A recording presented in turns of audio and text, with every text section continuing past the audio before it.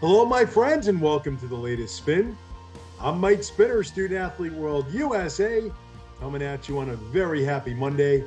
Happy belated Easter to all those who celebrate. I hope everyone had a wonderful holiday weekend, spent lots of time with family, because that's what it's all about. I know I did. It was an amazing weekend.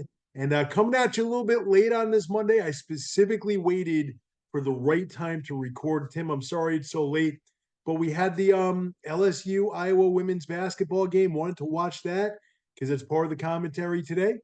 It just ended. What a great win for Iowa. And here we go. So first piece of business, one new traveler to welcome this week, and Chandler Chore, men's basketball. Welcome to the tour. And I say only one because, quite frankly, we just don't have a lot of roster spots left. We're filling our select remaining roster spots for our tours. Last week it was one. This week it's going to be another small number just because we're just about done here. So getting one more at the end of March is just another spot filled in our tour. And again, there aren't many remaining. But Chandler, welcome, buddy. Can't wait to see you. And to anyone else applying, again, we're at the very end. And speaking of being at the very end, our question of the week this week has to do with probably the last part of the process for you, meaning any traveler who's going with us. Kind of the final step in the application process is it comes after payments, after acceptance, obviously, kind of after you're all done. There's one simple one left, and that is uploading your passport. And what do you do for that? So that is our question of the week. And all you have to do to upload your passport information is go back into your application portal and log in. So it's apply.studentathleteworld.com. Use your email address to log in. And the final step is going to be uploading your passport information. The key is this: make sure the name you provide us completely reflects the name on your passport, spelling, etc., etc. Make sure it's a total match because that's what we're going to use so you can get into the country that you're going to travel to. Any questions about that? Just get in touch with us, but accuracy is key there. And I think it's an important time to also point out in that section where you click on upload your passport information, you're going to find all the other information about our tour, your flights, your rosters, which we announced today, other information like that. So just get used to using that portal because there's a packing list and everything. So all the information you could possibly ever want is there waiting for you. So upload your passport information and then poke around that section so you can see a lot of other important goodies for your tour. And of course, like I'm getting dozens of text messages and phone calls a day right now asking questions. If there are any specific questions, don't hesitate to reach out to me. So now this week's What in the World? What in the World is brought to you by Field of Dreams. Remember that movie from the 80s? Kevin Costner, the baseball movie. If you build it, he will come or they will come. I remember. I haven't seen that movie in a while. Remember James Earl Jones was awesome in that movie. But anyway, why Field of Dreams? Because quite frankly, there's not a whole lot about Iowa out there to sponsor us with. And I'm sure that movie's still collecting some royalties.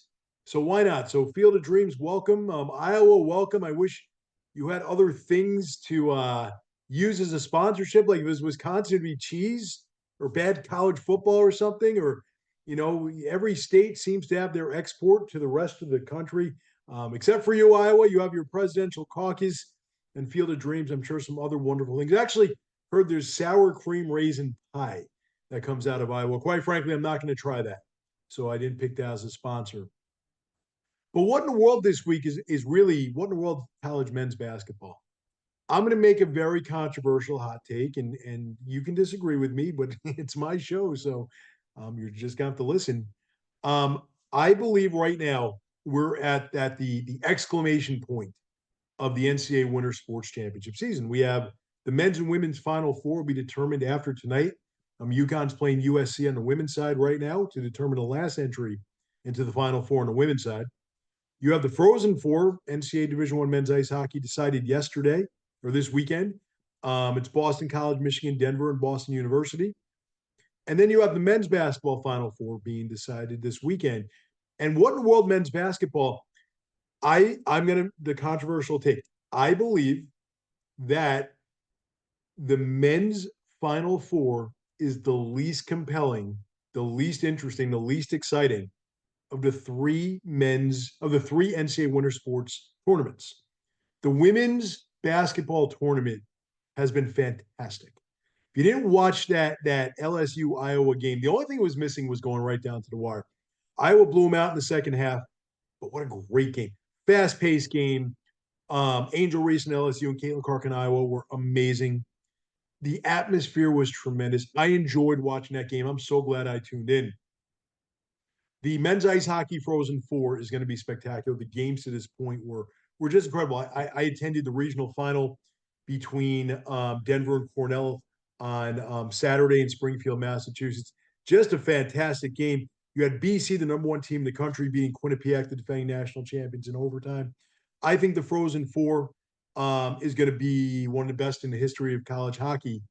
I think the women's Final Four, I kind of wish Iowa played LSU in the Final Four. It didn't work out, but it's going to be incredible. I think Caitlin Clark, in and of itself, in and of herself, is just a great storyline. Then you have men's basketball. Number one, this tournament has not been interesting. I'm sorry, but it hasn't. There have not been enough good games or great, and not many memorable games. Number two, is anyone going to beat UConn? Like, I'm not saying it's because I live in Connecticut, but watching that field, of course, UConn can lose. It just doesn't feel like that's going to happen. It feels like UConn is going to steamroll to the finish here, win another national championship. Great for Connecticut. All right, I'm happy, obviously, for the Nutmeg State. But it just I have not found this tournament to be compelling. I've watched a lot of it, not nearly as compelling as the women's tournament and the men's ice hockey tournament. But that's my hot take. I know it's a tough one, but I'm going to stick with it. I think men's college basketball is having an identity crisis. I just don't think it's as fun as it used to be. I think the women's game and college ice hockey has overtaken it in terms of interest. Just my opinion. I'm going to stick to it. That's it for the latest spin this week. Hope everyone has a great week. And as always, we have a few roster spots left. If you want one, go to studentathleteworld.com, complete your application, interview with me, hack your backs. Hope everyone has a great week. See you next week.